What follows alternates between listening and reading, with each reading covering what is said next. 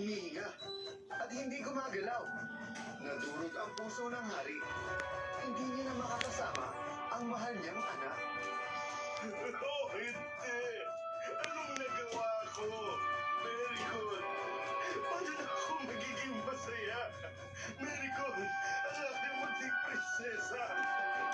Magsalita ka! Labis ang... Gusto mo ba bang hilingin? Diyos ko! Patawarin mo ko!